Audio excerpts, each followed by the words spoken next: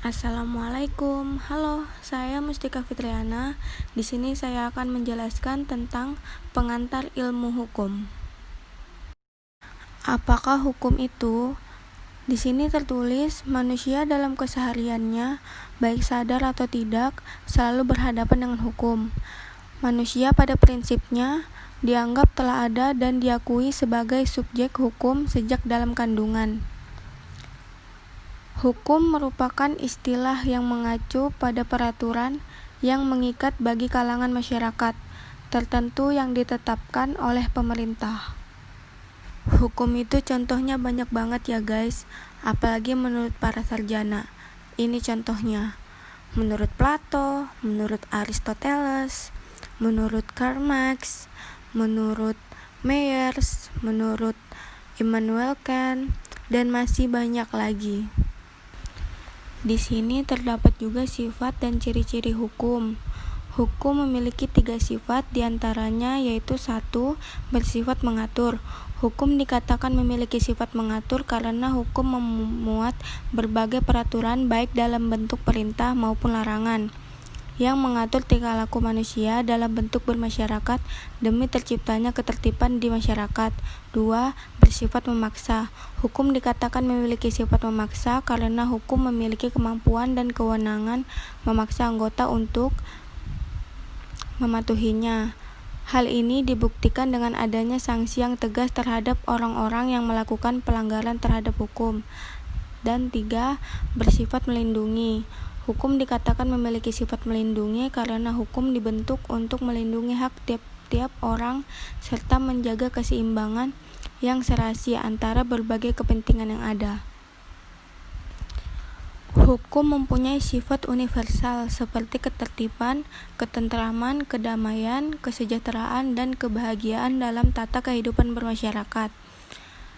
Berikut ada 6 ciri-ciri hukum. 1. Peraturan mengenai tingkah laku manusia dalam pergaulan masyarakat. 2. Peraturan itu diadakan oleh badan-badan resmi yang berwajib. 3. Peraturan itu bersifat memaksa. 4. Sanksi terhadap pelanggaran peraturan tersebut tegas. 5.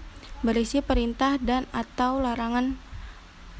Dan 6. Perintah dan atau larangan itu harus dipatuhi oleh setiap orang. Di sini ada juga penjelasan pembidangan ilmu hukum. 1. Hukum publik, yaitu hukum yang mengatur hubungan antara negara dengan warga negara dengan menitikberatkan kepada kepentingan umum. Contoh, hukum pajak. 2. Hukum privat, yaitu hukum yang mengatur hubungan antara orang yang sah dan orang yang lainnya dengan menitikberatkan kepada kepentingan perorangan. Contoh, hukum perdata dan hukum dagang. Bukan hanya itu, di sini saya juga memasukkan pembidangan hukum menurut bentuk dan sifat. Menurut bentuk, 1. Hukum tertulis. Hukum tertulis menjadi padanan bagi hukum perundang-undangan. 2. Hukum tidak tertulis. Hukum yang masih hidup dalam keyakinan masyarakat, tetapi tidak tertulis namun berlakunya ditaati seperti peraturan perundang-undangan. Hukum menurut sifat. 1. Hukum yang memaksa. Hukum yang dalam keadaan bagaimanapun juga harus mempunyai paksaan mutlak. 2. Hukum yang mengatur. Hukum yang dikesampingkan apabila pihak-pihak yang bersangkutan telah membuat peraturan sendiri dalam suatu perjanjian.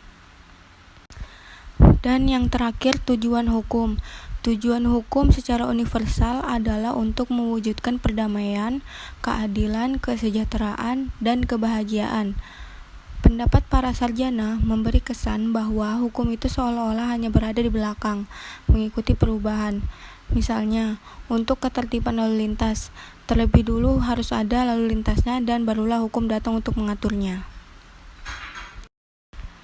Sekian dari penjelasan saya, kurang lebihnya mohon maaf. Terima kasih. Wassalamualaikum warahmatullahi wabarakatuh. Thank you for watching.